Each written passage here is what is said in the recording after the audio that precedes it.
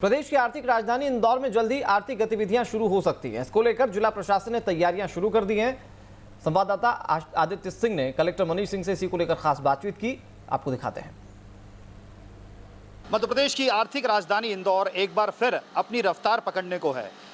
इंदौर कैसे रफ्तार पकड़ेगा, कैसे इंदौर की इस आर्थिक रफ्तार को गति मिलेगी, इन सब बातों को जानने के लिए इस वक्त हमारे साथ हैं इंदौर कलेक्टर मनीष सिंह। मनीष सर, इंदौर मध्य प्रदेश की आर्थिक राजधानी, व्यवसाय का एक बड़ा ठिकाना है। क्या लगता है किस तरह से ये जो चेन है वापस जुड़ती दिखाई पड़ रही है आने वाले वक्त? देखिए, मार्च अंत में जो स्थिति बहुत ख़राब हुई थी शहर की, पर अप्रैल माह में जो लोगों ने अपना संयम रखा और लोग लॉकडाउन का पालन किया, जनप्रतिनिधियों ने जो मेहनत की, जो गरीब बस्तियों में बहुत बड़े नेटवर्क जनप्रतिनिधियों के, सम्मानीय विधायकों के और अन्य संस्थाओं के, उन लोगों ने राशन पहुँचाया सब जगह।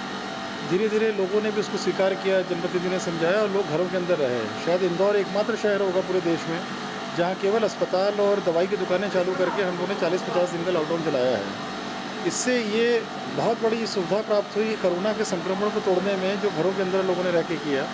और उसका रिजल्ट भी ये है कि अब जो यहाँ भी ऐसे केसेस आ भी रहे हैं, केसेस चल रहे हैं कोरोना का, मैं इसको स्वीकार करूँगा, कोरोना का भी प्रभाव है शहर में, पर अर्ली डिटेक्शन हो रहा है। हम लोग शुरुआती दौर पे ही कोरोना के जिस मोहल्ले में जा रहा है, लोगों को निकाल के उसको ट्रीटमेंट कर रहे हैं और 7 दिन 10 दिन में लोग ठीक हो रहे हैं। और आपने देखा हुआ है डिस्चार्ज रेट भी इंदौर का बहुत अच्छा है।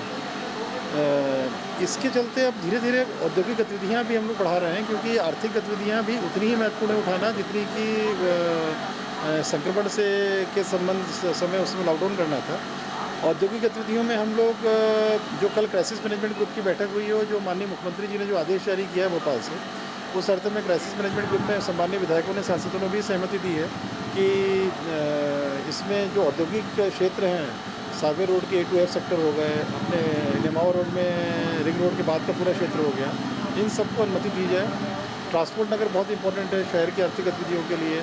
2 ट्रांसपोर्ट नगर प्रमुख हैं, एक अग्रसेन चौराहे तरफ का और एक भंवरकुआ का। मैकेनिक नगर बहुत महत्वपूर्ण है। न्यू सियागंज में इंडस्ट्रियल एक्टिविटी से जुड़े बहुत सारे डीलर्स हैं, वो बहुत महत्वपूर्ण है। ऐसे अलग अलग जो है, न्यू लोहा मंडी निरंजनपुर है, इन सबको हम लोग सिंगल ऑर्डर से आने वाले समय में 1-2 दिन में खोलने वाले हैं। और इसके बाद फिर हम लोग देखेंगे कि इसका कितना प्रभाव पड़ता है कोरोना के उसमें। तो थोड़ा इम्पैक्ट अगर आता है, उसके लिए भी हम लोगों ने तैयारी कर रखी है। हॉस्पिटल्स में अभी जगह खाली है हम लोगों के यहाँ।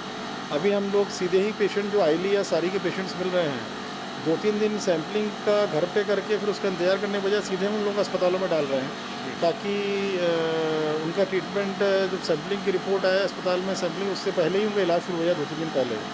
तो मुझे लगता है कि जो हमारे फीवर क्लिनिक्स हैं, अभी हम लोग करीबन 1000 जो हमारे जनरल फिजिशियंस जो क्लिनिक चलाते हैं छोटी, उनको भी हम लोग अनुमति दे रहे हैं। कल शाम को 7 बजे बड़े स्टेडियम में उनका हम लोगों ने बुलाया है।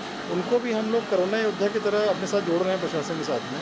उनको एक लिंक डाउनलोड करने को बोला गया है, वो कल करवाएंगे हम लोग। और वो भी जहाँ भी आईली सारी केसेस आएंगे, उनको तत्काल वो लिंक में अपलोड करेंगे, ताकि हमारी RITs आके उनको चेक कर सकें, जांच कर सकें, और आवश्यक पड़े तो उन लोगों को हॉस्पिटलाइज करके ठीक करा सकें।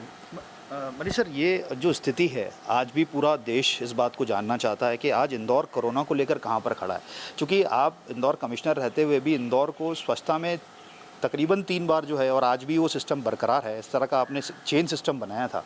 और आज भी जब कोरोना जिस दौर से गुजरा, उसके बाद लगातार आप इस पर काम कर रहे हैं, लगातार तमाम तरह के डिज़ास्टर मैनेजमेंट पे आपने काम किया है। आज कहाँ पर खड़े हैं आप?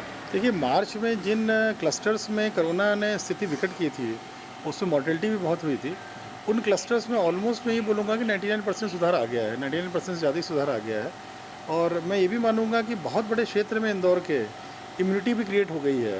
क्योंकि 80-90% में कोरोना का प्रभाव नहीं पड़ता है, तो इम्यूनिटी भी क्रिएट हो गई है उसमें। और ये प्रक्रिया चलती रहेगी। और अभी हमारे कई मोहल्लों में अभी भी कोरोना का इम्पैक्ट अभी चल रहा है, और वो कई घनी बस्तियाँ भी हैं। तो हम लोग उसमें चेन ब्रेक करने के लिए तो अर्ली डिटेक्शन कर रहे हैं, और वहाँ के जो इंस्टीट्यूशनल क्वारंटाइन कर रहे हैं, जो घनी बस्तियाँ हैं, उसमें अगर आप इंस्टीट्यूशनल क्वारंटाइन करते हैं लोगों को, तो हमारा मानना है कि इसका नतीजा बहुत अच्छा निकलता है। और जितना अर्ली डिटेक्शन कर देंगे, उससे डिस्चार्ज रेट बहुत इंप्रूव हो जाता है। तो दोनों ही चीज़ें करने से यहाँ पर काफ़ी फ़ायदा हो रहा है। और जनता, जनप्रतिनिधि, और एक दूसरी बात ये भी बतलाना चाहूँगा कि यहाँ पर ठीक है, प्रशासन जो काम करता है, पूरा शहर मिलकर लड़ रहा है कोरोना। सर, एक सवाल अक्सर उठता है, क्योंकि हम बहुत अर्लियर फेस में बहुत आगे निकल आए हैं, आखिर क्या वजह रही कि कोरोना जो है वो फैला इंदौर में, और कैसे इसका संक्रमण का दायरा इतना तेज़ी से हुआ, और एक ऐसी सिचुएशन जो बहुत ही पैनिक होती है वो सामने आई थी। क्या ऐसे क्या वजह, अब तक की जो इतनी केस स्टडीज़ आपने देखी हैं, इतने सारे लोगों से आपने चर्चा की, देखे क्या नतीजा निकला, क्या देखिए, देखने को? वुहान में दिसंबर एंड में ये कोरोना संक्रमण का इशू रेज हुआ था, लास्ट में दिसंबर में, और वुहान से बहुत सारी इंटरनेशनल फ़्लाइट्स मूव करती थी। तो कहीं ना कहीं इंटरनेशनल फ़्लाइट से जो मूवमेंट हुए हैं, इंदौर से भी चाइना के मूवमेंट बहुत होते हैं, इंदौर से यूएसए के और यूरोपियन कंट्रीज़ के बहुत होते हैं, और उस मूवमेंट के दौरान जनवरी में जो मूवमेंट्स हुए फ़्लाइट्स के, मेरा मानना ये है कि जिस तरह की स्थिति 1 मार्च से शुरू हो गई थी इंदौर में, तो फरवरी में स्प्रेड हुआ होगा इंदौर में ये, क्योंकि डॉक्टर्स का ये कहना है कि बायलेटरल निमोनिया के बहुत सारे केसेस फरवरी और मार्च में आए हैं। बायलेटरल निमोनिया अगर इतने केसेस आए हैं, इसका मतलब कहीं ना कहीं कोरोना से इम्पैक्टेड थे वो।